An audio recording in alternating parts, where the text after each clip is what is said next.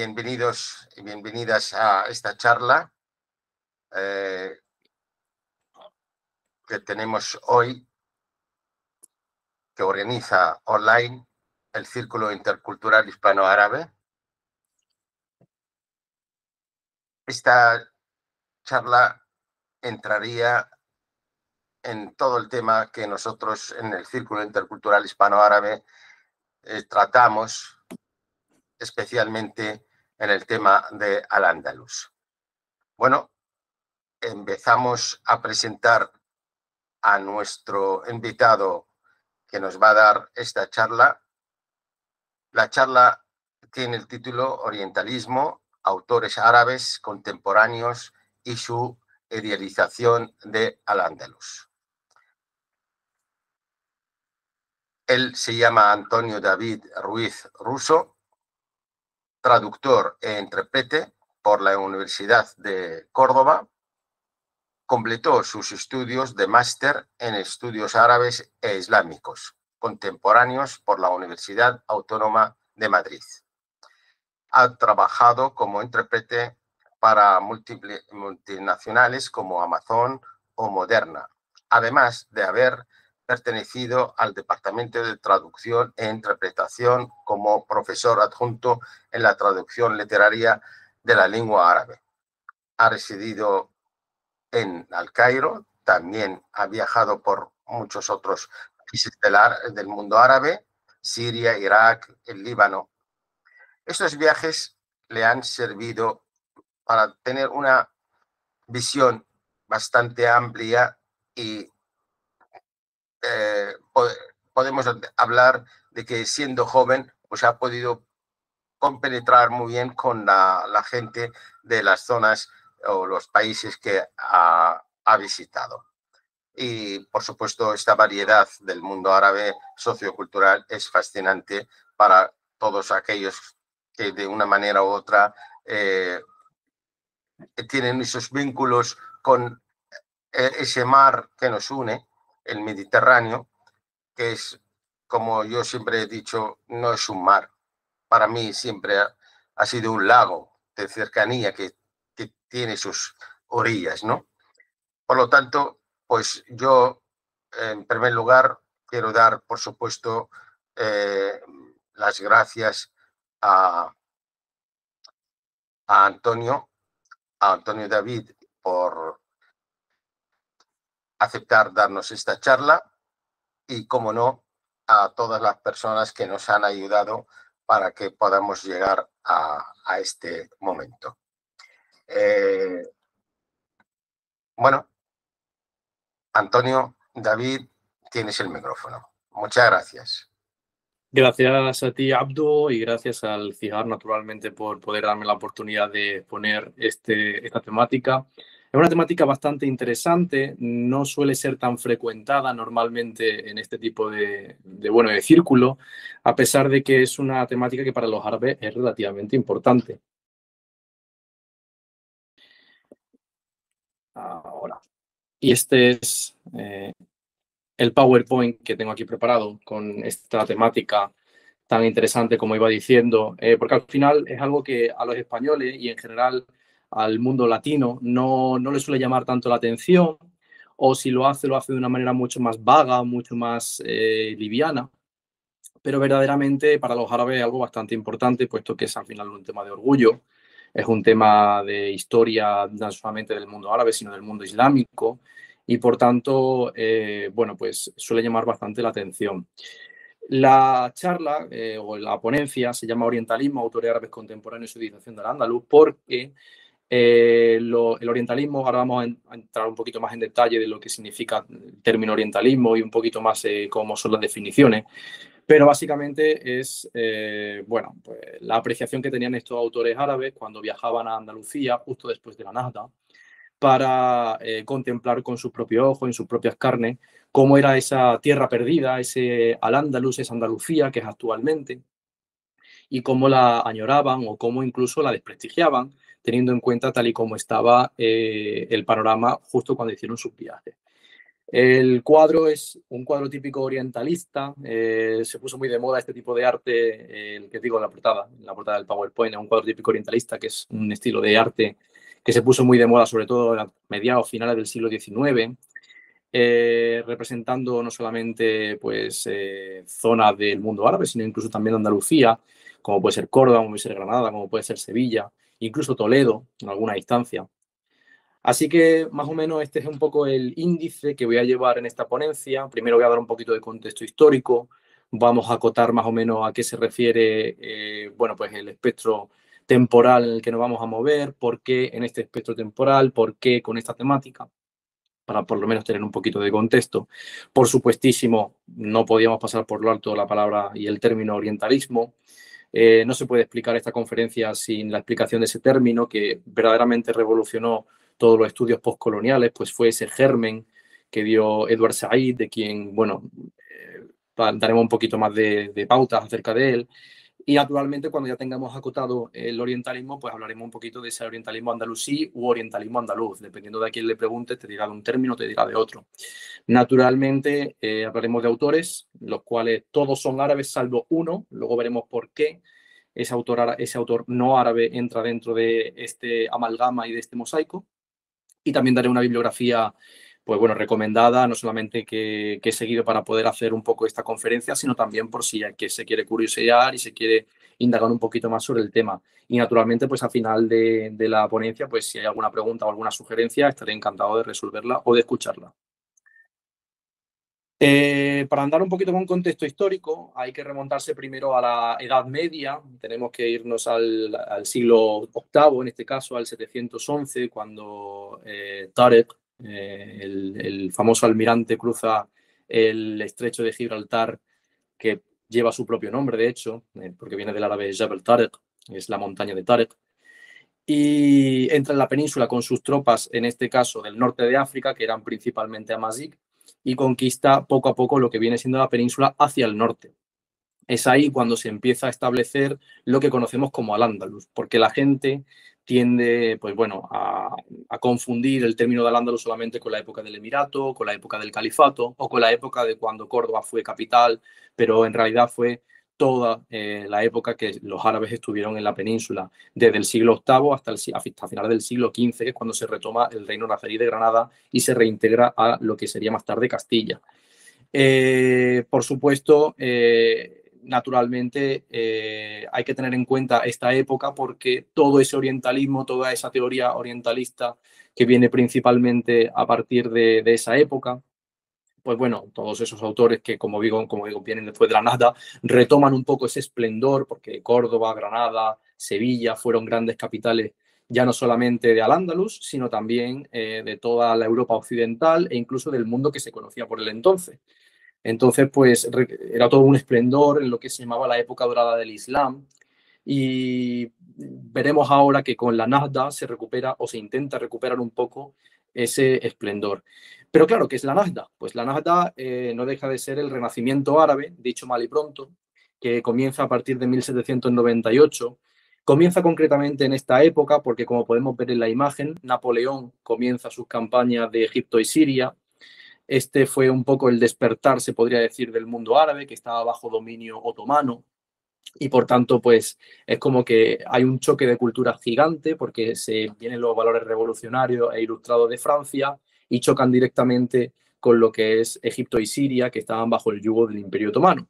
Por tanto, a partir de ahí se crea un germen, se planta esa semilla que luego irá creciendo poco a poco con las teorías de los distintos teóricos, ya no solamente árabes, sino incluso musulmanes, porque también hablaremos de panislamismo y hablaremos de términos que son un poquito más complejos, pero que van germinando poco a poco en lo que actualmente tenemos como mundo árabe, porque la mayoría de académicos confirman que la Nahda como tal no se ha acabado, sino que simplemente se ha transformado, sigue manteniendo esa estructura de renacimiento, como se ha podido ver, por ejemplo, las distintas revoluciones que hemos tenido a lo largo de los últimos, principalmente 50 años, sobre todo con la aparición del Estado de Israel, sobre todo con las distintas uniones que han tenido los pueblos árabes y también desuniones, desacuerdos, las mal llamadas, bajo mi punto de vista, primaveras árabes, puesto que no son las primeras ni son las únicas, sino que son una parte dentro de las distintas revoluciones que hay en el mundo árabe. Y aquí es donde entra, por supuesto, el concepto de panarabismo.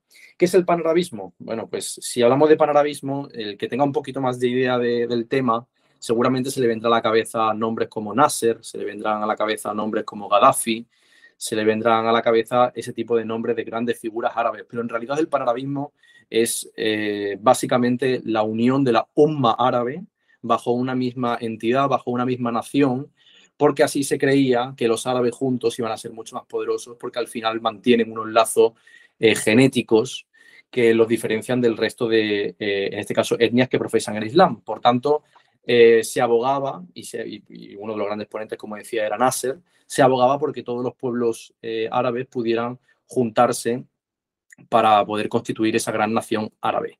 Teniendo un poquito en cuenta este contexto histórico, tendremos que, pues bueno, ahondar un poquito más en lo que es el orientalismo.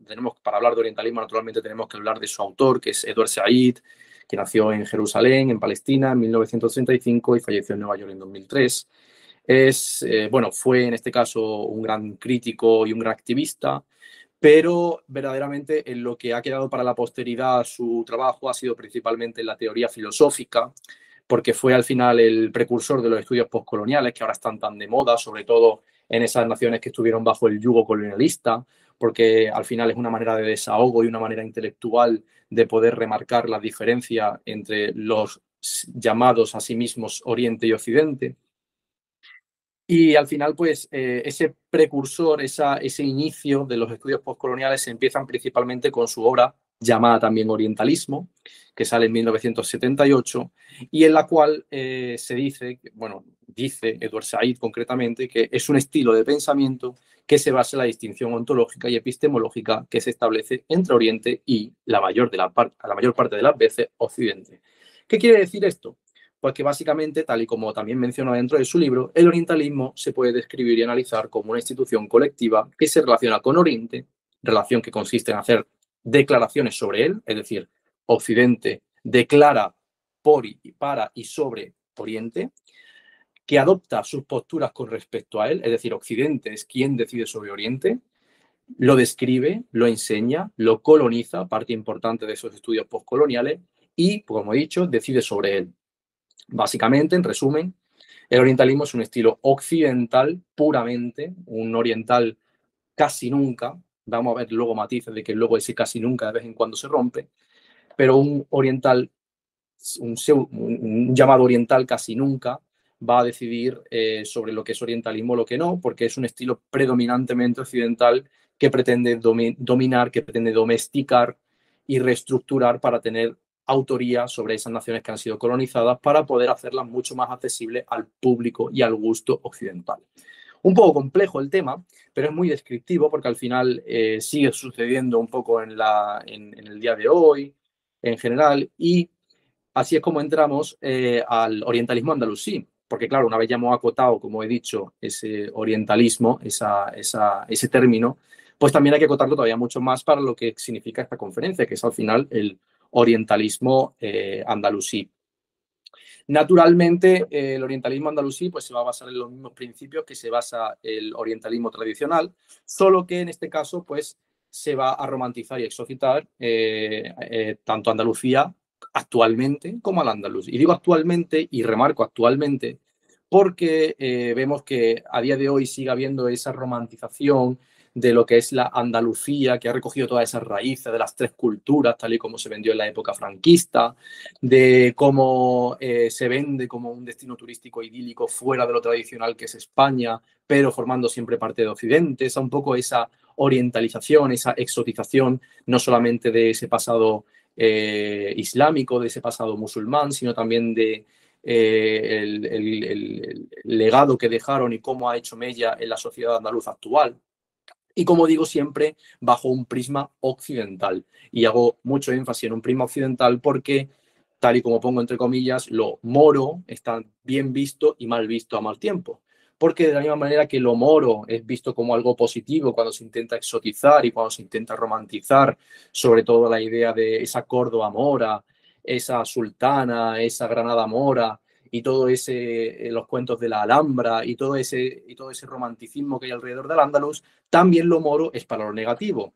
Y eso se ve sobre todo en cómo se trata sobre todo a la población andaluza a día de hoy y en cómo ciertos tópicos siguen todavía persiguiendo a los andaluces.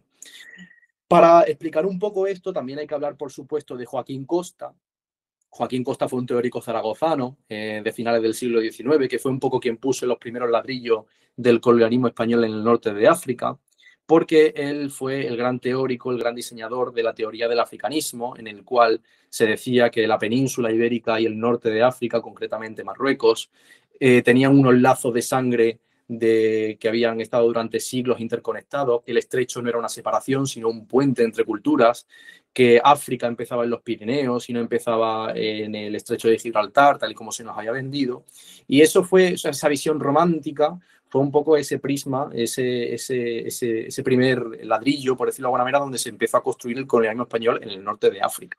A partir de ahí, pues naturalmente se construye el mito del Andaluz, porque no solamente existe un mito de Tánger para Marruecos o un mito de Alejandría para Egipto, también existe un mito de Andaluz, donde las tres culturas, donde Franco, donde también toda la maquinaria colonialista que se da España, pone en funcionamiento el hecho del mito de que en Al-Ándalus convivían las tres culturas pacíficamente.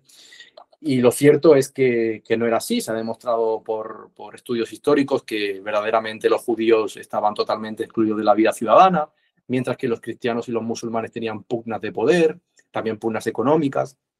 Por tanto, las tres culturas fue un poco, tal y como se vio a posteriori, un poco invento de la España franquista para no quedarse aislada en esos periodos de autarquía que tuvieron con respecto a Occidente, para poder abrirse relaciones con todo lo que se considera el sur del Mediterráneo, es decir, todos los países árabes principalmente.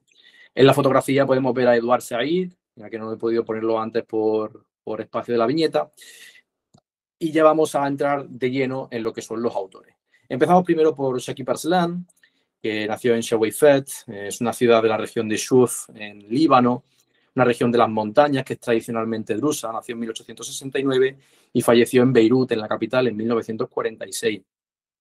Como he dicho, nació en una región drusa, pero es que él concretamente pertenecía al clan de los Arslan, que son una antigua estirpe, se podría decir, drusa noble. Por tanto, él era un príncipe druso, era un amir.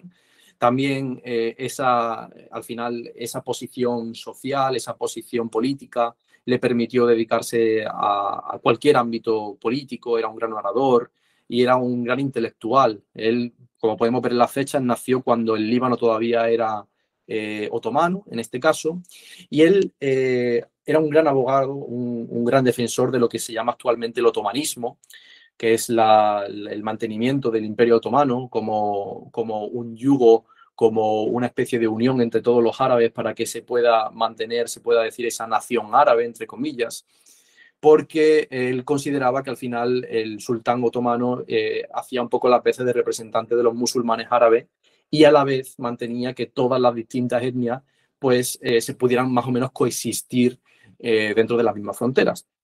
De ahí nace, pues sus ideas principalmente panislamistas y panarabistas. Sigue los dogmas de Al-Afghani y el dogma de Mohammed Abduh, que son los grandes teóricos del panislamismo principalmente.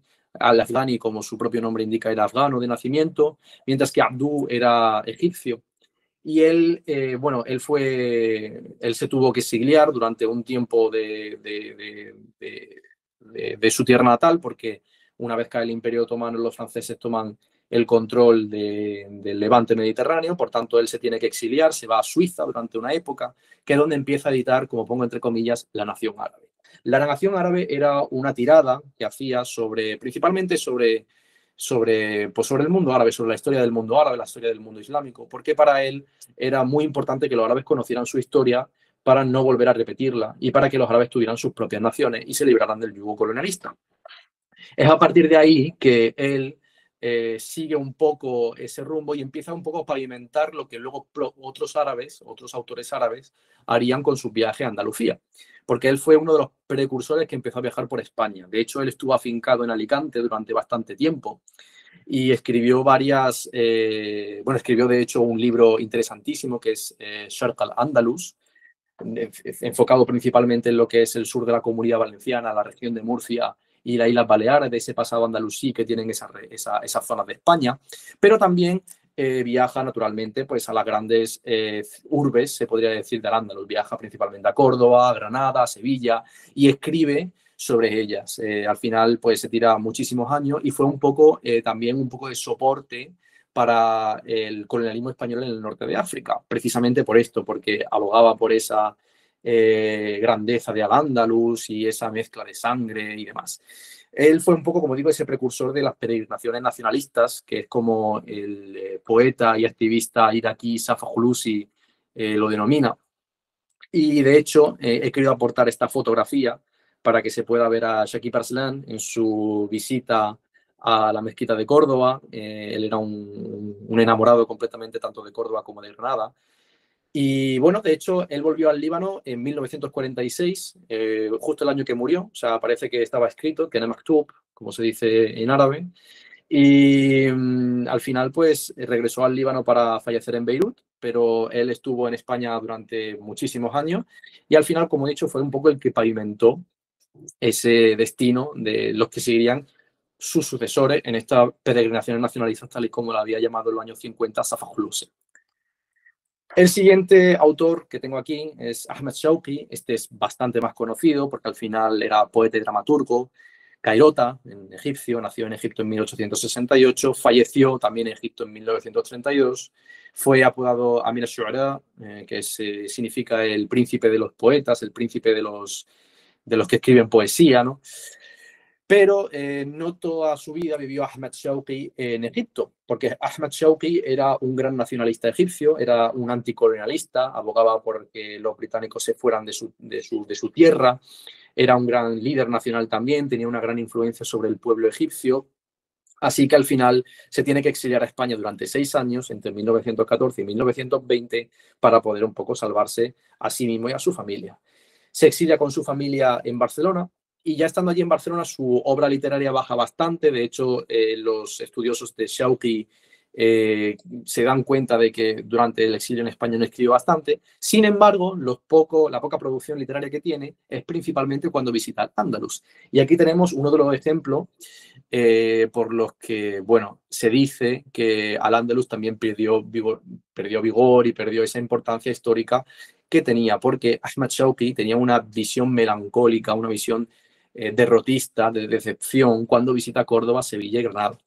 De hecho, hay una anécdota que dicen que cuando Ahmad Shawqi llega a Córdoba, él llega a lo que actualmente, bueno, los que conozcan Córdoba, la estación actual de tren se encuentra en la Avenida del Vial, y justamente un poquito más adelante, donde está la actual Glorieta de Tres Culturas, es donde se encontraba la antigua estación. Al llegar allí, todo aquello eran huertas solamente, solo se veía la ciudad antigua al fondo, y cuando él llega a Córdoba, él pensando que iba a llegar la Córdoba califal, le pregunta a la gente que dónde estaba. Y cuando le dijeron que era Córdoba, se decepcionó porque él se pensaba que Córdoba seguía teniendo ese esplendor de la época califal. De hecho, aquí, como digo, bueno, escribió una gran elegía que se la dedicó toda Andalucía, hablando de todos los lugares que visitó. No visitó solamente Sevilla, Córdoba y Granada, visitó también distintos pueblos, distintas ubicaciones. Y aquí en su poema decía: "Lan yarani sawa thara Qurtubi, lamast fihi abra ad-dahr khamsi, yawaq Allah ma asbah minhi, والسق صفوت الحياة ما أمسي". En su traducción, bueno, he hecho una propuesta de traducción aquí para los que no entiendan árabe. No me conmovió más que las ruinas de Córdoba. En ella sentí el paso del tiempo. Por el amor de Dios, ¿en qué se quedó? Se perdió el espíritu de la vida al anochecer. Para Ahmad Shawqi, Córdoba se quedó, bueno, Córdoba, todo el sur de la península, se quedó en un pequeño sueño orientalista que él mismo se creó en su cabeza después de haber leído tantas historias sobre Al-Ándalus. Y cuando se dio cuenta de que pues, Córdoba, Granada y Sevilla habían perdido su esplendor, se quedó un poco conmovido, como bien dice en el poema, y se quedó un poco decepcionado. He querido aportar esta fotografía porque esta fotografía es la única que se conserva de Ahmad Shawqi, no en Andalucía, sino en toda España, en todo su exilio en España. Esta es la única que se conserva. Es Ahmad Shawqi en los palacios nazaríes, junto a sus 2 hijos, que si mal no recuerdo se llamaban Ali y Hassan. Y bueno, fue en 1915 cuando visitó tanto las 3 ciudades como las distintas ubicaciones que he dicho y cuando se le realizó esta fotografía. Al final, pues volvió en 1920, como dije, porque ya el colonialismo británico pues se acabó, pudo regresar a Egipto y pudo finalmente fallecer en Egipto. Hablando de egipcio, también me gustaría hablar de Mohammed Farid. Mohammed Farid nació en el Cairo en 1868, pero este no corrió la misma suerte que Ahmad Shawqi, murió en Berlín, en Alemania, en 1919, poco después de la Primera Guerra Mundial. Fue político y líder nacionalista egipcio, fue político durante la época de los pachás, de hecho estaba relacionado con las grandes élites de Egipto, ya no solamente por su posición social, sino también por su posición familiar, puesto que él venía de familia noble. Estaba también relacionado con la familia de Mohammed Ali Pasha, el cual fue el gran reestructurador de Egipto, se podría decir. Y claro, cuando cayó el Imperio Otomano, pues se erigió como un gran líder nacionalista, que abogaba principalmente por la liberación del pueblo egipcio sobre el colonialismo. Lo que pasa que al final los británicos estuvieron durante un tiempo en Egipto y tuvo que exiliarse finalmente. En 1901 él visita España, escribe de hecho un libro que se llama Men Masr ila Masr. El título significa de Egipto a Egipto, básicamente.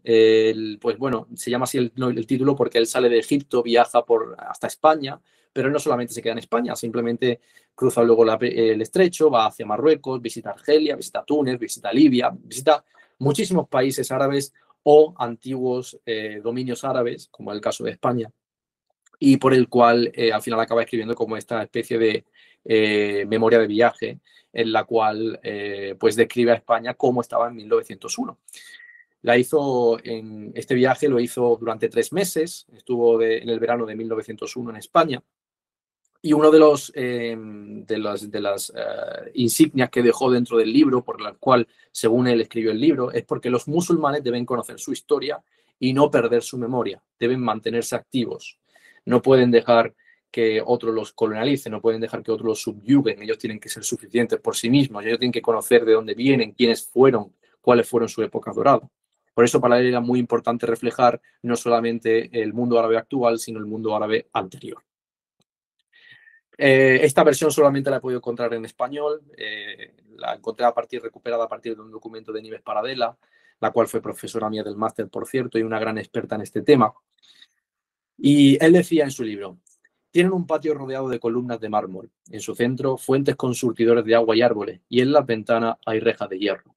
Hasta tal punto se parecen estas casas a las antiguas de Egipto que yo creí estar recorriendo uno de los viejos barrios del Cairo.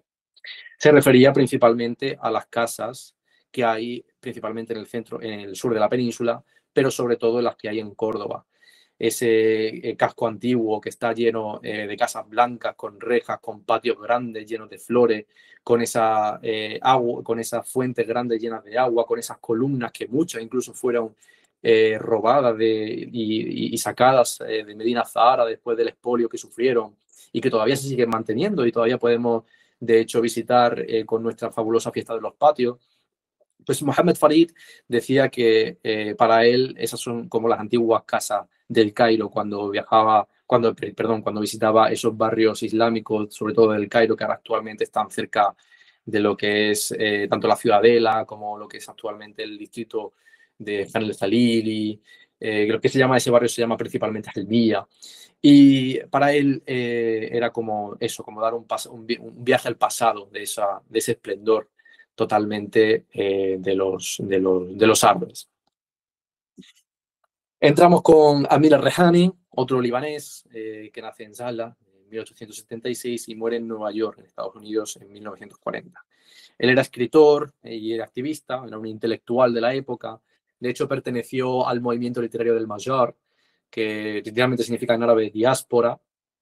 En este movimiento también hay que destacar, porque este movimiento es un movimiento principalmente de levantinos, tanto de sirios como de libaneses, que se juntan en Estados Unidos, en la costa este. Y aquí se tiene que destacar sobre todo a Khalil Gibran, que es el gran estandarte de la literatura en diáspora del Líbano. Y él pertenecía pues a este movimiento literario que es el Mahjar. Él quedó profundamente enamorado de la Alhambra. Para él la Alhambra fue algo que le cambió totalmente la vida en su viaje a España. De hecho, escribió acerca de ella, no solamente de la Alhambra, sino de todos sus viajes, pero principalmente de la Alhambra. Y por eso quiero poner aquí este cuadro también de corte orientalista de la Alhambra, porque Arrigeni habla en su libro que se llama Nur al-Andalus, La luz de Al-Ándalus, que la Alhambra era pues, un palacio de patios con fuente, rodeado de columna y arco delicadamente decorado, con un gran nivel de detalle. Aportaba que la zona jardinada generaba una armonía entre arquitectura y naturaleza. Para él y para cualquier árabe en general, si dais una vuelta por la Alhambra, veréis a los turistas occidentales principalmente echándole fotos a los palacios nazaríes, mientras que los turistas árabes, principalmente de la península, saudíes, emiratíes, le llama muchísimo más la atención el Generalife. Y es que la naturaleza forma parte importantísima de ese espectro orientalista andalusí, porque al final al andaluz el tema tanto de los naranjos como de los azahar en flor siempre ha sido muy importante en esa mitología, sobre todo en el Sharq, en el Oriente. Y que según él, la Alhambra al final era un testimonio vivo de los árabes. ¿Por qué un testimonio vivo? Al final Boabdil entrega las llaves de Granada a los reyes católicos, como bien sabemos, con Granada intacta, sin derramar ni una gota de sangre. Se dice que fue se dice románticamente que fue para conservar la belleza de la ciudad. Ya con estudios un poquito más posteriores se ha demostrado que era un poco para salvarse el pellejo y que lo dejaran exiliarse en paz. Y, por supuesto, esa descripción de la Alhambra y esa belleza de la Alhambra lo que le hace es llevarse, o sea, llegar a una nostalgia por el pasado glorioso pues, de todos los árabes al final. Aquí llega mi debilidad personal, que es Nizar Qabbani. Como digo, debilidad personal porque él fue un poco el que me introdujo a la literatura árabe. Me encanta su poesía. Además, él era un gran enamorado de Córdoba. Probablemente el que más de todos los autores que estoy hablando, porque él al final era damasceno, como podemos ver, nació en 1923. Y él decía que Damasco y Córdoba eran hermanas de sangre, que las separaba solamente el Mediterráneo, porque luego estaban unidas en prácticamente todo, incluso en el carácter de la gente. Y bueno, él era un poeta y diplomático, él estuvo destinado en España, en Madrid, entre 1962 y 1965. Ahí es cuando hizo amistad con Pedro Montávez, que de paz descanse también, que fue uno de los grandes arabistas, ya no solamente de España, sino probablemente de la disciplina del arabismo como tal. Fue incluso tutor de tesis de otra gran arabista como el Luz Gómez, que también fue profesora mía en el máster. Al final, Pedro Montávez acabó entablando esa amistad que él decía que se alargaban las noches en su piso de Cea Bermúdez, tomando copas con Nizar Qabbani y traduciendo sus poemas uno por uno. Y como digo, Nizar Qabbani era un gran enamorado de Córdoba y Granada, hasta el punto de que cuando Nizar Qabbani volvió a Siria en más de una ocasión, él volvía a la televisión y recitaba sus poemas ante todo el público sirio, sobre todo hablando de la belleza que tenía tanto Córdoba como Granada. Y ya sabemos cómo es el estilo de Nizar Qabbani, es un estilo que él denominaba como la tercera lengua, el Lugat al-Thalitha, en la cual decía que ni el fusha ni el dialecto reflejaban el amor que uno podía sentir por algo.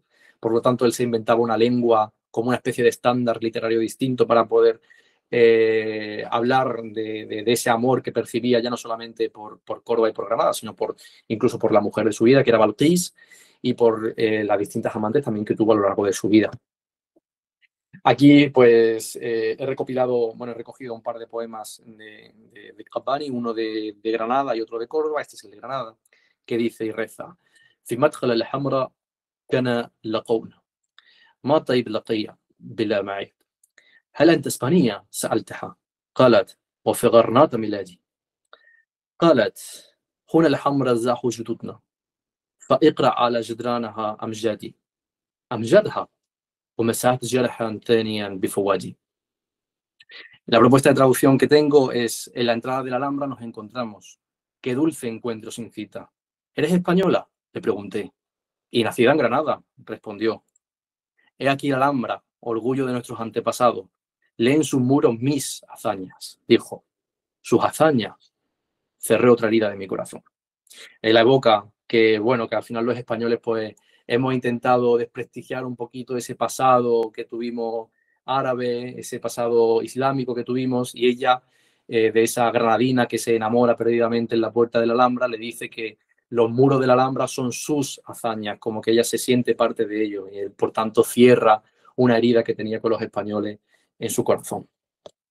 Y de Córdoba, este es uno de mis poemas favoritos de Qabbani, decía: في أسقى قرطبة الضيقة مدت يدي أكثر من مرة لأخرج مفتاح بيتي في دمشق. Por las estrellas callejuelas de Córdoba me llevé mi mano a los bolsillos más de una vez para sacar la llave de mi casa de Damasco. Y es que puedo garantizar desde primera persona, por mi experiencia, que efectivamente Damasco y Córdoba son hermanas de sangre separadas por el Mediterráneo, porque se nota allá por donde vayas, tanto en Córdoba como en Damasco, que ambas están estrechamente ligadas. Hasta el punto de que siempre cuento la anécdota de que cuando llegué a la frontera siria y quise hacer el visado, lo que me dejó entrar en Siria no fue ni mis intenciones en el país, ni mi interés por el país, ni la historia del país, ni absolutamente nada, sino que yo era de Córdoba. Y al decirle al guardia fronterizo que yo era de Córdoba, me dijo que si la mezquita seguía estando de pie, y le dije que si le quería que le enseñara foto. A lo cual, nada más enseñarle la foto, me dice: te voy a conceder la visa, y me da exactamente igual lo demás. Así que me concedió la visa principalmente por la mezquita de Córdoba. Y es que al final el imaginario de Córdoba sigue estando muy presente en lo que es Damasco. Es un orgullo para los árabes y principalmente para los damascenos. Como curiosidad, en la Casa Árabe de Córdoba se pusieron hace unos años una placa conmemorativa en homenaje a Nizar Qabbani, porque, como dice la placa, era hijo de Damasco, pero él era un enamorado de Córdoba. Y es que si Nizar Qabbani hubiera podido, se habría partido por la mitad, y una parte suya habría vivido en Córdoba y otra parte habría vivido en Damasco. Pero le tocó tener que vivir con el corazón partido, como se dice. Y ya como último autor, quería mencionar a uno que no es árabe, pero que no se puede entender el orientalismo y estos viajes al Andalus sin hablar de Mohammed Iqbal. Mohammed Iqbal nació en Sialkot, que es actualmente Pakistán, por aquel entonces era el Raj británico, en 1877, y de hecho también falleció en 1938, cuando Pakistán estaba bajo el dominio británico, en Lahore. Se llamaba Allama, no por que fuera su nombre ni nada, sino porque era un erudito. Mohammed Iqbal se podría decir que es el teórico de lo que actualmente es Pakistán, porque Pakistán se crea a partir de una idea que él tiene de que todos los musulmanes indios tienen que convivir en un mismo país. Por tanto, él fue un político, él fue un filósofo, él fue un poeta, él fue lo que se dice en Urdu un allama, un erudito. Como digo, fue un líder nacionalista, al final fue un poco ese precursor de lo que actualmente Pakistán es hoy a día de hoy. Y él escribía, no escribía ni en árabe, como estaba diciendo, pero escribía tanto en urdu como persa, y en septiembre de 1933, en plena República, viaja a España. Viaja a España por invitación de Asín Palacios, porque le invita a un seminario de la Complutense, y así durante unas semanas puedes estar en España visitando ya no solamente pues, la capital, sino también hizo una escapada al sur de la península, donde principalmente quedó prendido, enamorado de lo que es la mezquita de Córdoba. De hecho, tiene uno de los grandes poemas en urdu, de hecho, si no el que más, uno de los tres que más, es uno que se llama Masjid de Córdoba, que es la mezquita de Córdoba. Y él dice y reza dentro del poema que tu belleza, tu majestad, encarnan la gracia del hombre de fe. Eres preciosa y majestuosa, tal y como él. Tus cimientos perdurarán, tus incontables columnas, como la abundancia de las palmeras en los valles de Siria. Iqbal tenía una nostalgia terrible porque él era panislamista. Él decía que los musulmanes debían unirse, tenía unas ideas muy, la verdad, bastante controvertidas para la época, porque por aquel entonces el Raj británico y también de la zona en la que él viene, normalmente la India ha tenido siempre una tradición, aparte de muy islámica, también muy hinduista, por tanto chocaban mucho y había muchos choques tanto sociales como culturales, y él se quedó prendido completamente de la mezquita de Córdoba. De hecho, estas dos fotos son de él en la mezquita de Córdoba, son dos fotos famosísimas, especialmente las de la derecha, porque se tiene la falsa creencia de que él fue, digo la falsa, ahora explicaré por qué, de que él fue el último musulmán que rezó en la mezquita. Porque, como bien sabemos, la mezquita actualmente no tiene ningún culto islámico, sino que es totalmente catedral, es cristiana. Por tanto, no permiten que los musulmanes recen, el Cabildo de Córdoba no permite que los musulmanes recen dentro de la mezquita. Así que se dice que él fue falsamente como el último musulmán que rezó en la mezquita. ¿Y por qué digo falsamente? Pues porque durante la época franquista pues se hicieron bastantes pues, bueno, visitas de Estado, sobre todo de Arabia Saudí, de Jordania, de las antiguas monarquías árabes, que llegaban a España para intentar hacer tratos con el antiguo régimen y se iban normalmente con un regalo, se podría decir, del régimen, haciéndoles un tour que se le llamaba el Tour de las Tres Culturas, el tour de las Tres Estrellas, que era Toledo, Granada y Córdoba. Y ahí se ha demostrado con diferentes imágenes, incluso con documentos gráficos como el nodo, que hasta incluso el rey Saud de Arabia Saudí rezó en la misma mezquita en los años 60. Por eso digo que se tiene la falsa creencia de que Muhammad Iqbal fue el último musulmán que rezó en la mezquita. Y bueno, pues eso es todo. Esto es un poquito de bibliografía, pues así un poco más extensa, por si queréis echarle un vistazo, por si queréis mirar. Hablo sobre todo de Nieves Paradela, que fue, como digo, profesora mía en el máster, que fue la que me introdujo al tema del orientalismo. Hablo de Safa Hulusi, Shakib Arslan, un poquito de Ahmed Shawki, Edward Said, también para que tengamos esa referencia del orientalismo. Y nada, un poco más. Si hay alguna, si hay algún aporte, si hay alguna duda, yo encantado de poder escuchar. Muy bien. Muchísimas gracias, Antonio. De verdad, es que me has hecho retroceder muchos años atrás a mi juventud con todos estos nombres del Nahda, del Renacimiento árabe y todos esos poetas y la gente tan importante que has nombrado. Realmente percibo en ti como aquella persona que completa totalmente lo que estamos haciendo nosotros de trabajo, dar esa visibilidad a la interculturalidad, a toda la conexión, la interconexión también del mundo árabe con España y el mundo hispano en general.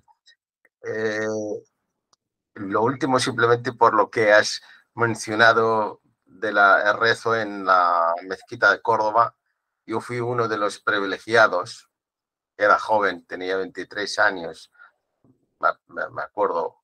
Se celebró, no sé si tú seguramente lo has visto, se celebró aquellos congresos interreligiosos cristianos musulmanes. Pues yo por casualidad, y no tenía ni idea de lo que iba a ser aquello, por casualidad asistí a uno de ellos y nos permitieron rezar aquella vez en la mezquita. Por lo tanto, soy uno de los últimos que rezaron también en la mezquita. Pues sí que has tenido bastante suerte porque yo mataría por poder rezar en la mezquita, o sea, sí. Lo digo. Pues te pasaré el vídeo del nodo donde Perfecto. salgo yo aunque en el momento que rezo no salgo bien, pero vamos, realmente sí, ahí mi entrada a la mezquita y todo eso, el nodo fue bastante majo, ¿no? En representación de aquello que pasó. Se ha celebrado el primer Congreso Islámico Cristiano que ha reunido en la antigua capital de los califas a representantes de 23 países de ambas confesiones. Entre las personalidades asistentes cabe señalar al viceprimer ministro de Asuntos Religiosos de Egipto, Abdelaziz Kamel, al cardenal Duval, arzobispo de Argel, a Monseñor Cirarda, obispo de Córdoba, así como delegados del Consejo Mundial de las Iglesias, de la Liga Árabe y de diversos países islámicos. Durante su estancia en la ciudad y al margen de las reuniones de trabajo, los congresistas tuvieron ocasión de visitar las ruinas de Medina Zahara, donde admiraron las muchas bellezas que están siendo salvadas gracias a las obras de excavación, restauración y reconstrucción que se llevan a cabo.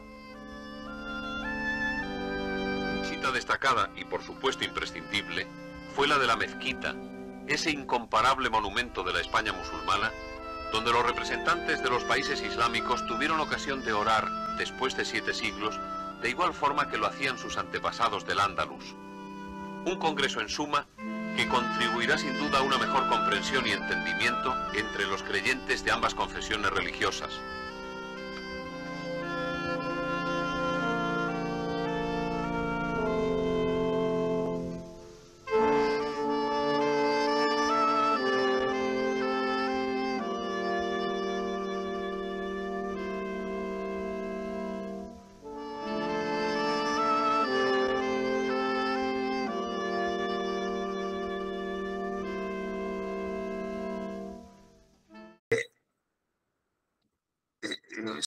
quiero decirte que realmente lo que estáis haciendo los jóvenes ahora, vosotros que estáis estudiando el árabe, que estáis haciendo máster, ahora mismo tenemos contacto con los compañeros tuyos de la Universidad Autónoma de Madrid para realizar alguna actividad en el Día de la Lengua Árabe. Espero contar contigo e invitarte. Inshallah. Inshallah. Entonces, esto, el testigo está garantizado. Yo encantado, porque cuando lees y ves, se empezó a finales del siglo XIX, los arabistas y no sé qué, y lanzaron, y todo, hasta mediados del siglo XX no se vio su trabajo o el resultado de su trabajo. Y realmente con vosotros la continuidad está asegurada. De verdad os doy, yo como amante de la cultura y de la interculturalidad, os doy las gracias y sabiendo que es un esfuerzo, gran esfuerzo para vosotros, un idioma que no está actualizado para, digámoslo así, en la modernidad, ¿no? Pero es un idioma que tiene sus raíces y tiene también su actualidad de investigación y de literatura, y es un idioma que es reconocido también por el mundo por su importancia, ¿no? Tanto histórica como actual. Bueno, abrimos aquí la parte de las preguntas. A ver, ¿cuál es esa época que has hablado de ella en cuanto al Renacimiento árabe? ¿Qué le afectó a esa época? ¿Qué es lo que le afectó? Si le afectó, vamos, el orientalismo. Porque aquello, creo yo, estaban ocupados en crear su propio espacio del panarabismo. Entonces, ¿hasta qué punto el orientalismo pudo afectarles? Pues la pregunta es bastante interesante. A ver, orientalismo siempre ha habido, porque desde el punto y hora que un occidental entra en contacto con un oriental, no me gusta utilizar estos términos porque al final siguen siendo eurocentristas, pero bueno, dentro del punto y hora que un occidental entra en contacto con un oriental y ese occidental sigue teniendo una visión paternalista en cierta medida hacia un oriental, ya hay orientalismo, es algo intrínseco. Entonces, afectó naturalmente, porque al final Napoleón, la visión que tenía era principalmente hacer unas conquistas coloniales, principalmente en Egipto, en el canal de Suez, para que los británicos no pudieran llegar fácilmente a la India. Entonces, naturalmente, ya partiendo de esa base, a Napoleón no le interesaba absolutamente nada lo que hubiera allí. A Napoleón le interesaba simplemente cortar de raíz que el Imperio Británico pudiera seguir expandiéndose. Entonces, ya eso es orientalista, en cierta medida. Y luego afectó, claro que afectó, al final fue un poco el germen, porque Napoleón se dirigió al sultán mameluco egipcio como un igual. Y ese fue el germen por el cual, bueno, el sultán egipcio vio que un homónimo, en este caso europeo, lo trataba de igual a igual y no lo trataba como un inferior. Y fue como, oye, si me están contactando a mí directamente, en vez de contactar primero con el sultán, lo mismo es que yo tengo cierta relevancia, tengo cierta importancia para poder guiar a un pueblo. Y fue un poco lo que, bueno, el por qué se gestiona y el por qué ese germen de la Nahda justamente a finales del siglo XVIII, en 1798. Y por eso a partir de ahí pues se empieza, pues lo que digo, todo el tema del Renacimiento árabe, que tiene sobre todo su eclosión a finales del siglo XIX, principios del XX, que es cuando más teóricos y cuanto más árabes, sobre todo viajan, se cultivan, incluso intentan hacer una reforma progresista del Islam, como he dicho con Al-Afghani y con Muhammad Abduh, intentando acercar el Islam con Occidente para que hubiera posturas acercadas. Y bueno, pues ese fue un poco el germen, se podría decir, de todo lo que tenemos hasta el día de hoy. Sí, claro está que esto ha tenido que ser parte del Renacimiento, porque creo yo que tal como se ve en la historia, la continuidad en el contacto norte-sur, en el Mediterráneo, nunca se ha cortado, nunca se ha parado, por lo que es la transmisión de ideas y la transmisión de pensamientos siempre ha sido fluida, ¿no? Y sobre todo veo que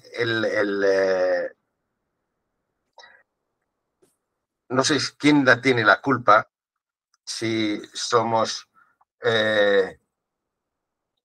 los árabes o los españoles en esto. La culpa, veo que ha habido un tiempo, a lo mejor, que ha faltado, gracias a Dios ahora ya no, esa demostración de esta conexión. No es que la conexión no existía, sino faltaba demostrarla o mostrarla, ¿no? Y hoy en día creo que sí que se está haciendo, por supuesto, por muchas instituciones, y aquí tenemos a la Escuela de Estudios Árabes, por ejemplo, están haciendo un trabajo magnífico, Casa Árabe también, y otras instituciones españolas que están haciendo un buen trabajo, ¿no? Lamentablemente, y yo siendo conocedor del mundo árabe, la orientación de muchos intelectuales árabes va hacia lo que es la modernidad de Francia, de Estados Unidos, de Inglaterra, y se olvidan de que realmente el eslabón, el que tiene el eslabón ese de su cultura con Occidente, es España. Es el país que más rico en toda esa cultura hispano-árabe. Por lo que muchas veces les echo la bronca, o digamos así, el reproche, ¿no? De que por qué esa falta de conexión para con los españoles y con la cultura española. No estoy hablando de la cultura española como historia de España, del Andalus, sino la historia actual, moderna también, que es muy desconocida, porque los árabes, como acabas de decir, los árabes lo que tienen, cuando le hablas de España, rápido su mente se va a la Andaluz. Sí. Ya, no tienen otra visión, ¿no? que esto, ¿no? De ver la España actual. Y Sí. esta falta nunca me ha gustado, y siempre la reprocho, digamos. Sí, pero por ejemplo, como bien aportabas, la transmisión siempre ha sido fluida en cierta medida, y como que ahora actualmente pues se están volviendo a recoger un poco ese testigo de, bueno, quizás nos hemos olvidado un poco de lo que hay un poco 15 kilómetros más al sur de la bahía de Cádiz. Pero sí que es cierto que yo sigo notando, al menos desde un punto de vista quizás no neutro, pero sí por lo menos conocedor de la otra parte, que que esa demostración sigue siendo desde un punto de vista paternalista. Porque, por ejemplo, España sí que es cierto como que ahora está empezando a tomar un poco más las riendas de ese eslabón que hay entre Occidente y el mundo árabe, sobre todo ahora con las políticas que se están haciendo con este gobierno en cuanto a cooperación y en cuanto a relaciones exteriores con el mundo árabe, con el tema, por ejemplo, de la causa de Palestina y demás. Pero sí que sigo notando, por ejemplo, que se intenta utilizar como una bandera, o sea, como si fuera un poco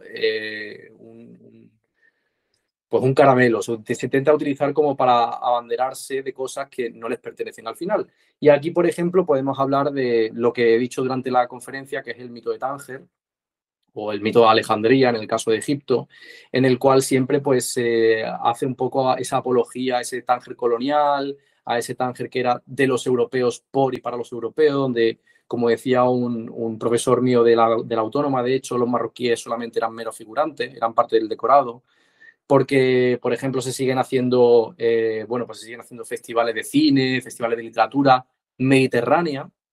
Nunca se tiene en cuenta la literatura o el cine marroquí, por ejemplo, o el cine o la literatura argelina, o la música que pertenece a esa zona, siempre se hace desde un prisma principalmente occidental. Entonces, pues solamente se deja participar a aquellos autores o a aquellos artistas en general que entren dentro de ese prisma, que se quieran reciclar, que se quieran lavar dentro de ese prisma. Y luego, por ejemplo, otros autores que no entren o que directamente escriban en árabe, pues no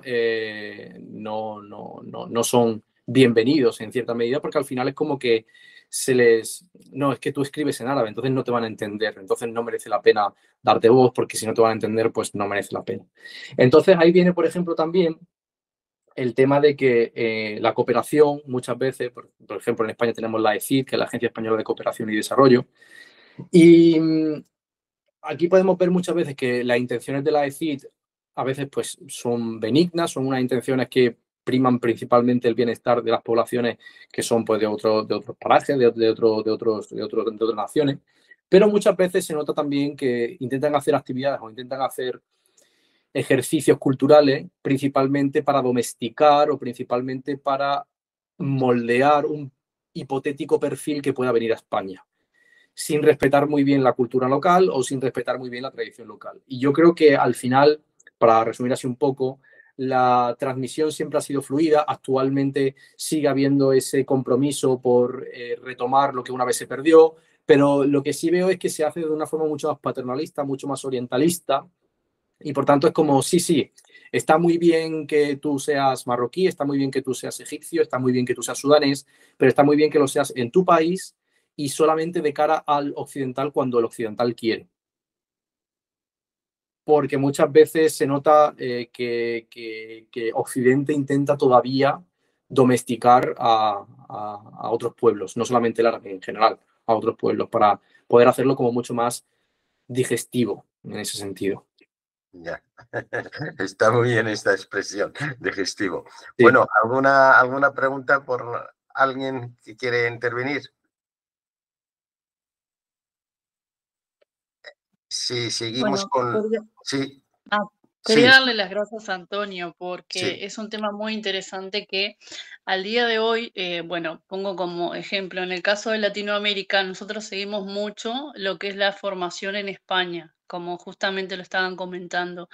Y es cierto que, por ejemplo, en Latinoamérica no tenemos tanta formación académica, o sea, no tenemos tanta posibilidad de acceder en las universidades en departamentos árabes o tanta formación como se tiene en España. Por eso es que nosotros los seguimos a ustedes de una forma u otra y son nuestro referente también. Son como el punto desde el puente de comunicación entre el mundo árabe y nosotros. Entonces, es una tarea titánica también que, bueno, siempre estamos agradecidos con España, pero bueno, gracias a Dios por suerte, día a día se va acortando ese camino y bueno, por suerte hoy tenemos muchos especialistas que están trabajando con nosotros, que nos acompañan y que bueno, se está haciendo un poco más fácil también la comunicación y eliminar todo ese camino que se hizo tan negativo desde, como cuenta en el libro del orientalismo. Me acuerdo que hace unos años lo leí y desde esas descripciones, desde lo místico, el mundo exótico del mundo árabe, hay gente que lamentablemente hoy en día lo tiene ese pensamiento aún y estamos trabajando siempre y es un trabajo muy titánico que decimos cuándo finaliza esto, pero no, es así lamentablemente. Así que bueno, agradezco por estas intervenciones y que siga creciendo este trabajo. Muchas gracias. Gracias. Gracias a ti. Estáis haciendo un trabajo fantástico y habéis merecido la medalla de oro de FIAR por vuestro trabajo, esfuerzo en lo que estabas manifestando, que es bastante más difícil de lo que tenemos aquí en España. Gracias. Muchísimas gracias. Bueno, Antonio, que una cuestión que siempre me ha tenido en la mente. Uh-huh. Al final, esta última intervención tuya, estabas relacionando Occidente con la mirada del orientalismo hacia el mundo árabe y todo esto, ¿no?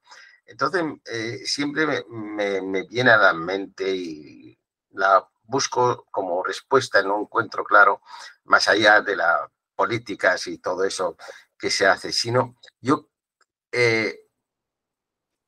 ¿por qué razón no cuaja para nada el, el que decir que nosotros aquí en España somos Occidente y aquellos de abajo son Oriente, cuando la compenetración es tremenda, ¿no? No cuaja cuando realmente a la mínima que hablas con un español, o como digo yo, cuando le rascas un poquito la piel, le sale la piel andalusí. Entonces, ¿por qué esa camuflar todo esto? ¿Cuál es la razón? Bueno, esto ya es una opinión totalmente subjetiva al final, pero yo creo que la respuesta está en la política. Ajá. Al final, ¿qué define, qué línea imaginaria, qué frontera definimos entre Oriente y Occidente? Porque, vale, podemos decir a lo mejor, venga, pues te puedo comprar la idea de que a lo mejor Siria o Irak es Oriente, pero ¿y Marruecos? También es Oriente, porque Marruecos está a 15 kilómetros de las costas de España, mantiene las mismas, al final, latitudes que España, ha tenido una historia compartida con España, ya no solamente Marruecos, también Argelia. Argelia está a menos de 100 kilómetros de las costas de Almería. También tenemos Túnez, que Túnez está, que ha tenido una estrecha relación con Italia durante toda su historia prácticamente. Sí. De hecho, desde las guerras púnicas, que Cartago y Roma se estaban disputando el trono del Mediterráneo.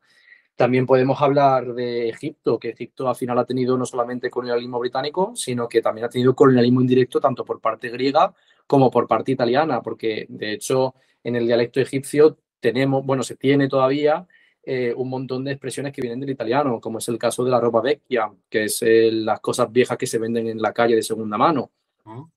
Entonces, bueno, yo creo que al final no cuaja porque el discurso político siempre está orientado a que hay una superioridad por el hecho de ser blanco, que eso es otra cosa que tampoco entiendo, porque al final la tez mediterránea es para todos la misma, más o menos.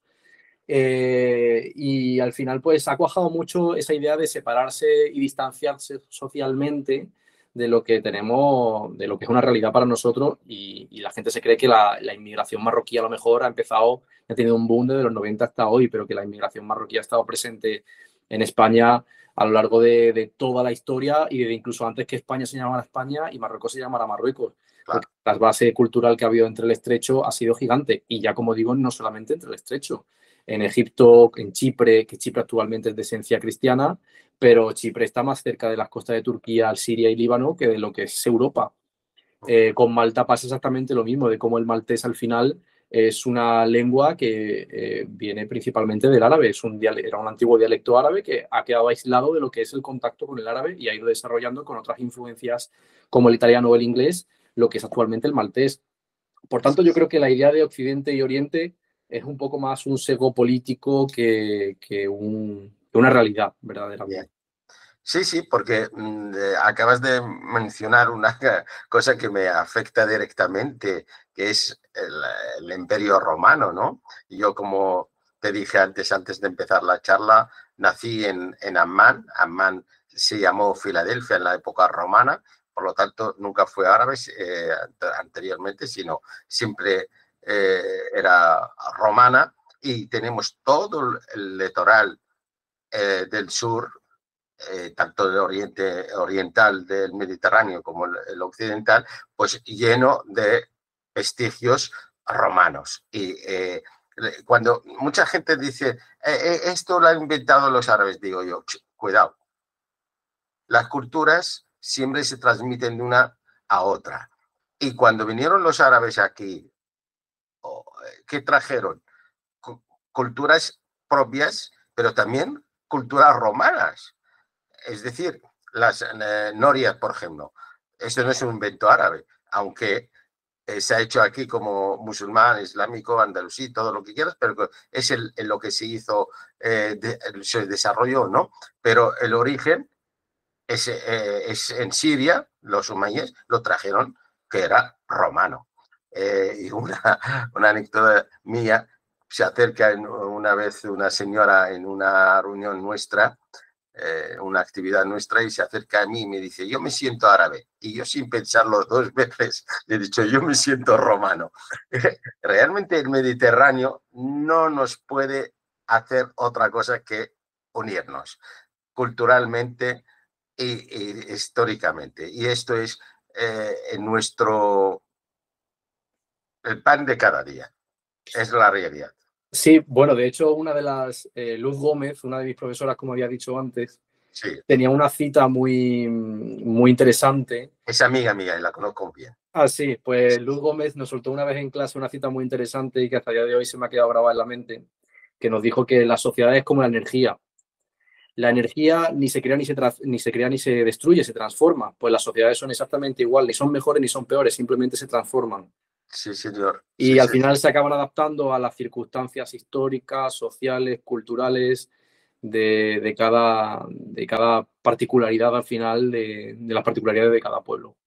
Sí, sí, sí, sí. Bueno, y aquí tenemos, aunque puede estar un poquito más lejos del Mediterráneo, el imperio persa, por ejemplo, ha influido en la parte del mundo árabe y por lo tanto que transmitió también a Occidente, ¿no? A través del Andalus y todo eso. Bueno, que de esto sabe mucho nuestra amiga Isabel y realmente el otro día en una charla me estaban hablando del arabismo, entonces hablaban del barrio, ¿no? El que viene la palabra barrio del árabe. Y al final yo les dije, sí, lo trajeron los árabes porque la utilizaban los árabes, pero su origen es versa, quiere decir campo, de fuera, porque los barrios es fuera.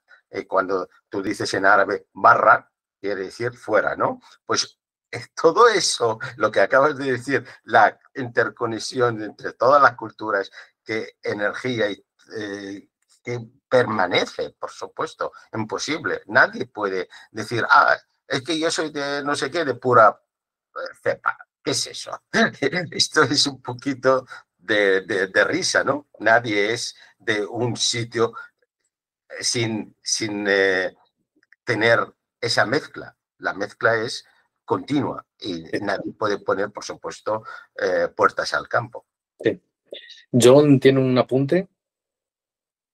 Sí, siendo de Malta me interesó mucho el hecho que mencionaste Malta. No sé si me podéis entender bien. ¿Se escucha bien? Sí, sí, sí. Sí, sí, sí. Pues sí, es muy interesante porque primero, antes de hablar sobre Malta, mencionasteis que eso, ¿no? Que somos mediterráneos. Y yo cuando la gente me pregunta cómo te sientes, ¿no? ¿Te sientes árabe? ¿Te sientes eso, no sé qué?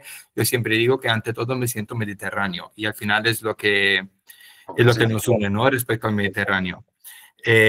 Así que ahí 100% de acuerdo. Pero me resultó muy interesante porque Malta, tras prácticamente 900 años de colonización por partes diferentes de Europa, primero por Aragón durante 300 años, bueno, los normandos, el Reino Unido al final, 2 años de Napoleón, un poco de todo, ¿no? Al final, cuando le preguntas a un maltés, el maltés está muy desconectado de su propia historia. El maltés siempre te va a decir que nosotros, como dicen los libaneses cristianos a veces, ¿no? Que somos fenicios. Es lo que te va a decir primero.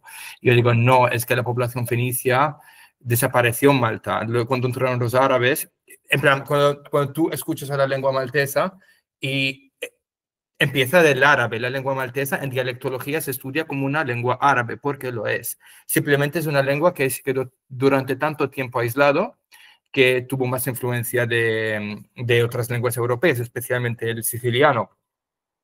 Pero al fin y al cabo, hoy, por ejemplo, estuve hablando con un palestino en Uzbekistán, aquí donde estoy ahora, y yo le estaba hablando en maltés y él me hablaba lentamente en árabe palestino, que yo también puedo entender, y nos entendíamos los dos.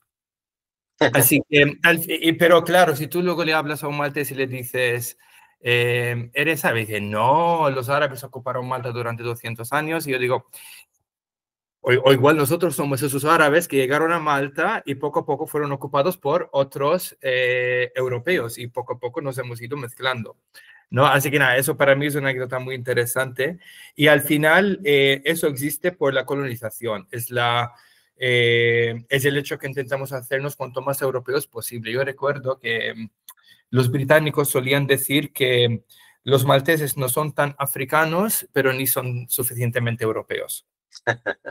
Siempre lo decían. Así que, claro, eso se quedó clavado en la psicología maltesa. Y hay muchos malteses que al final tienen amnesia. Hasta hace poco, los malteses sí que aprendíamos el árabe como estándar porque teníamos mucha relación con Libia, pero claro, tras juntarnos a la Unión Europea, no, todo eso se ha olvidado. Y ya nada de árabe, ya todo el mundo... Yo tengo, de hecho, a parientes y conozco a gente que me decía, pero qué asco que aprendes el árabe, porque luego ya entra la islamofobia, esa mezcla entre el árabe, y yo les digo, pero tú te escuchas a ti mismo, sabes qué lengua estás hablando. Si para ti te da asco el árabe, te tiene que dar asco tu propia lengua materna. Sí. Y así que eso simplemente, son simplemente mis anécdotas siendo maltés. Pero yo también fui en ese sentido redescubriendo, digamos eso, mi conexión con el mundo árabe. Porque todo lo que yo sé sobre el mundo árabe no es porque me lo han enseñado en Malta, en la escuela, nada de eso. En Malta te enseñan el mundo árabe, como pasa en España también, durante un mes o 2 meses, y lo aprendemos de forma muy alejada, ¿no? Solo aprendemos lo que han construido los árabes, como en esto, pero no entendemos cómo ha evolucionado la sociedad. Así que tenemos una desconexión enorme. Y luego con el mundo musulmán también. Por ejemplo, de Bizancio se habla mucho. En el momento que se transforma el Imperio Otomano, nada. España parece que estuvo tomando una siesta muy larga durante 800 años y aparece cuando ya la reconquista entre comillas, termina, ¿no? Así que en el propio Malta reforzamos ese ideal que los imperios europeos que han ido ocupándonos durante mucho tiempo nos han ido metiendo. Y luego, hablando de ese también orientalismo que nosotros hemos creado hacia nosotros mismos y hacia el resto del Mediterráneo, también lo veo en parte aquí en Uzbekistán, que es para mí muy interesante. Por ejemplo, yo estoy en Tashkent, pero voy muchas veces a Samarcanda, y cada vez que voy a Registán, que es el monumento principal del que se abandera Uzbekistán, no es la primera vez que ves a europeos. Primero, siempre ves a una mujer occidental que se pone el hijab para decir, mira qué exótico donde estoy ahora. Cuando al final la gran mayoría de los uzbecos ni ponen, de los uzbecas ni utilizan hijab. Y luego empiezan a hacer, no recuerdo cómo se dice en español, el belly dancing, que tampoco tiene nada que ver con la cultura de aquí. Pero ves a fotógrafos uzbecos, que es algo muy típico aquí, que fotógrafos uzbecos y todo eso están ahí esperando para fotografiar a occidentales, turistas que van ahí, y los guías turistas también, que están promoviendo eso, porque al final sacan dinero de eso, pero están orientalizándose a sí mismos. Así que tú ves a los propios, entre comillas, orientales, que por tanta influencia, en el caso de Uzbekistán, por la ocupación rusa, ¿no?, de la Unión Soviética, en el caso de Malta, por la ocupación británica, antes francesa, antes de eso, etc., ¿no? Egipto por el Reino Unido, etc., acaban al final orientalizándose a sí mismos. Y eso es mi comentario. Eso es, perdón por la interrupción, pero eso es 100% real, no solamente en Uzbekistán, sino en todo el mundo islámico, en mayor o menor medida. Porque al final, o sea, yo por ejemplo tengo el caso de Egipto, al haber estado residiendo allí, lo tengo mucho más, se podría decir, más intrínseco. Y en Egipto al occidental le encanta el tema de ponerse con las manitas como se pondrían los el hecho de subirse al camello con la kefí por encima y hacerse la foto cogiendo la pirámide así. Pero el problema no es que el occidental lo haga, sino que el egipcio propiamente se abandera de eso como un producto para poder al final conseguir dinero. Entonces se están orientalizando a sí mismos, claro, por supuesto. Por ejemplo, en Jordania, yo estuve también de intercambio allí y a Wadi Rum o vas a Petra y lo mismo. Wadi Rum, los propios jordanos que son de Amán van ahí, suben sobre el camello y quieren hacer esa foto en el camello ahí en Wadi Rum. Y luego los propios beduinos de Wadi Rum a veces, como, porque al final sacan dinero de eso, pero tú luego vas a las zonas no tan turísticas como Wadi Araba y ya ves la gran diferencia, ¿no? Pero eso es la autoorientalización. Sí, sí, sí. Sí, sí. Sí. Esto, por supuesto, siempre está ahí lo que habéis hablado, la parte económica, ¿no? El turismo y lo que se necesita captar una cierta imagen para que sea atractiva para los occidentales en este caso, ¿no? Oye, John, a mí me ha encantado lo que has expuesto. Realmente de Malta conozco poco a través de amigos y todo eso, pero lo que nos has aportado es una joya de verdad sobre esa cuestión de sentir o no sentir Oriente o de Occidente, ¿no? Tú le preguntas a cualquier maltés, tú vas a Malta ahora, le preguntas a cualquier maltés si son árabes, te van a decir no, y te va a decir que el maltés parece al árabe, pero nunca van a decir que es una lengua árabe o nada de eso. Muchos malteses, ¿cómo se dice? Conocen la versión orientalizada de su propio país. Solo eso, no eso. Es muy, muy curioso el que la historia a veces de una manera u otra hay gente la manipula o ya sabemos también que la historia la escribe o la prescribe el vencedor y todas estas cosas, pero al final queda lo que son realidades, que son nuestra esencia como personas, como sociedades, como culturas, ¿no? Ahí se queda. Quieran negarlo o no quieren negarlo, el hecho está ahí. Nadie puede borrar la historia. Y gracias a que tenemos, como hemos señalado muchas veces, que ese mar nuestro nos ha unido, inclusive en tiempos de guerra hubo acuerdos, casamientos y mucho comercio, inclusive, digo, en tiempos de guerra. Por lo tanto, nunca podemos deshacernos unos de otros. Este mar es nuestra joya de encuentro. Bueno, señores, yo creo que ya hemos llegado al final. Agradecemos, por supuesto, la intervención de Antonio David, que nos ha ilustrado y nos ha abierto ciertos horizontes, por lo menos para mí, en cuanto a futuras actividades para el Círculo Intercultural Hispano-Árabe, porque ahora necesitamos, sin decirlo de otra manera, necesitamos que la juventud se implique en esta cuestión intercultural. Y por lo tanto, él forma parte de este colectivo joven y creemos que podría colaborar con nosotros si tiene su tiempo y le apetece para ir sentando bases para una renovación generacional. A ver, no me sale bien la palabra, lo siento. Entonces, ahora también agradecemos a todos los presentes, a todos los que no han estado en esta charla y alguna vez podríamos estar más con más gente, digamos, de gente joven, implicar a más gente joven. Sara, querías decir algo, ¿verdad? Sí, ¿se me oye? Sí. Bueno, perdón por haber tardado, no sé si era ya hora de irse.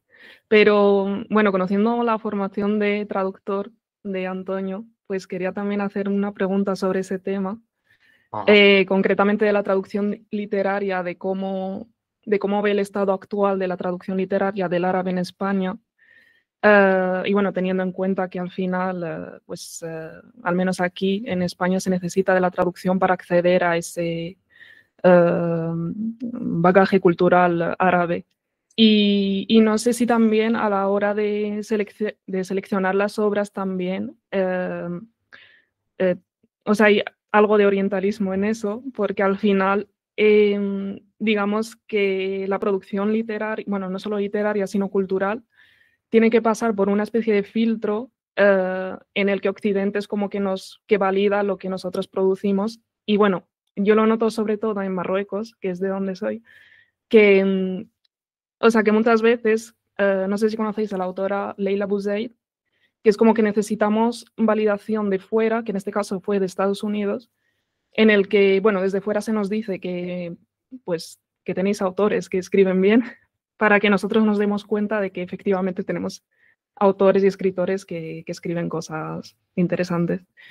Y bueno, yo creo que esta labor de traducción la hacían sobre todo los arabistas antes, pero a día de hoy creo que todavía es escasa o que se ve como algo exótico. Y bueno, no sé, quería conocer tu opinión sobre este tema.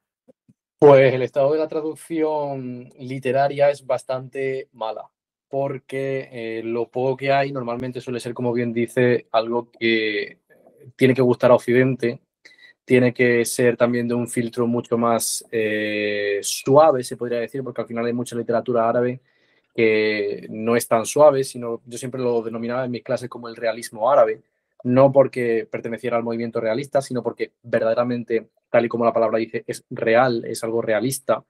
Y ahí se encuadran mucho pues, personajes como, por ejemplo, Mohamed Shukri, hablando de Marruecos, o como Ahmed Marzougui, que también es marroquí. Y sinceramente es bastante penosa la situación y el estado de la traducción de árabe a español, porque primero, como he dicho, tiene que validarse por Occidente, segundo, tienen que ser temas con los que Occidente se sienta también identificado, por tanto, las luchas, por ejemplo, coloniales o las luchas de familia que siempre se tienen, que son a lo mejor más habituales en el mundo árabe, en el mundo occidental, pues quizás no lo es tanto. Y luego además, pues también se hace una selección porque a pesar de que en Occidente nos demos golpes en el pecho de que aquí hay libertad de expresión y hay libertad de publicación, en realidad hay ciertos temas tabúes que todavía siguen estando presentes, como es por ejemplo el tema del colonialismo, porque al final somos nosotros los que lo llevamos a cabo. Entonces, por tanto, siempre va a haber esa validación externa porque siempre al final el que va a mandar es el dólar, por tanto, si no vendes, pues no es rentable hacer una traducción. Luego, por ejemplo, ya con experiencia personal, para intentar traducir una obra de árabe a español, primero tienes que tener un nombre dentro de el mundo, dentro del mundillo, tienes que dar con una editorial que quiera editar algo del estilo. Además, también normalmente suelen tener a sus traductores de confianza, por tanto nunca suelen abanderarse con nuevas generaciones de traductores. Luego también por otra parte, pues siempre como que se quedan en lo más básico, por ejemplo Naguib Mahfouz, que es como premio Nobel de literatura, por tanto es como algo relativamente fácil y además Naguib Mahfouz como toca temas que pueden ser relativamente exóticos, como es por ejemplo la época de colonización de Egipto, pues a lo mejor llama un poquito más la atención porque es como más exótico, habla sobre el tema de la familia hace 100 años en Egipto, además tiene que cumplir también con la cuota de exotismo, porque también la obra tiene que hablar de temas como por ejemplo el hijab, que es una cosa que está muy de moda en temas de conversación en occidentales, tiene que hablar de pues todo el tema de lo que es la religión, de la reforma religiosa, que son también cosas que están muy de moda, incluso también temas relacionados con la inmigración. Lo que pasa es que siempre esos temas van a tener que ser favorables a Occidente y nunca contrarios, porque luego, por ejemplo, vamos a tener autores como Rashid Nini, que es un autor marroquí que escribió Diario de un ilegal, que es una historia sobre el drama migratorio de Marruecos a España, cruzando el estrecho. Y esos libros normalmente nunca suelen llegar más allá a un público de masas porque no son interesantes, porque al final no cumplen con la cuota que espera Occidente de ese mundo árabe. Y si llegan es porque a lo mejor algún friki, como fue en este caso Gonzalo Fernández, tradujo el libro y lo llevó al español. Pero si no, la situación está muy, muy, muy difícil por eso, porque resumiendo, tienes que tener un nombre, tienes que dar con una serie de obras que gusten a un público, hablamos de España, pero puede ser occidental en general, y por supuesto tienes que ver que haya una rentabilidad económica. Entonces es difícil encontrar esas tres claves. Bueno, muy bien. Muchísimas gracias por todo esta aclaración y visión de todo lo que entraña el tema de la relación Occidente-Oriente y sobre todo España y el mundo árabe. Creo que ya estamos en la hora y vamos a terminar y os desplazaremos para la próxima actividad, Dios quiera, o cuando las posibilidades no podemos, nos lo prenda el tiempo posible para hacer estas charlas tan interesantes y, insisto, invitar a jóvenes como Antonio y David para que nos ilustren también de sus estudios y de sus conocimientos. Muchas gracias a todos y feliz día o noche en este caso. Un inciso antes de terminar, Abdo, porque veo que hay una mano levantada. A lo mejor quería hacer algún aporte esa mano levantada. Ah, perdona, es que no lo he visto. Kofik. Sí. Sí. Soy Paco. Hombre, Paco, que pones Kofik. He llegado tarde, he llegado muy tarde. Ya. Pero Bueno. he visto que está grabado, ¿no? Sí. Y podré verlo. Por Tenía supuesto. mucho interés en la charla de Antonio David. Y bueno, pues nada, para saludaros. Espero. Si te presentas o te presento yo. Bueno, ya me he presentado yo, Paco. Bueno, pero yo te presento. Paco Fernández es un diseñador, amante de la caligrafía árabe. Hace una caligrafía árabe excepcional. Veo el libro ahí al final, el libro de Granada. Sí, bueno, lo voy a sacar, venga. Ya tengo muchos ahí que me has mandado. Ya lo sé. Entonces, pues él tiene una serie de, a ver si se ve bien, una serie de libros. Esto es con el título de La belleza de la poesía andalusí. Y entonces escoge regiones, las zonas de España, donde ha habido poesía de la época andalusí y la investiga y la expone. Y entonces coge unos versos y los escribe en caligrafía árabe. Es fantástico, vamos, a ver si se ve bien, a ver si... Pues, más o menos. Más o menos, sí, porque es que es difícil que salga bien en la pantalla. Entonces, pues, tiene un trabajo fascinante y estamos trabajando para hacer una exposición. Hemos hecho una en Denia y estamos ahora trabajando para hacer una en Córdoba y otra en Madrid y otra en otros sitios y realmente os digo que tenéis que seguirle porque es fascinante su trabajo. Gracias. Bueno, entonces sí que ahora vamos a cerrar para cumplir con el horario. ¿De acuerdo? Venga, saludos. Gracias a todos y un abrazo a todos. Hasta ahora. Hasta luego. Hasta luego.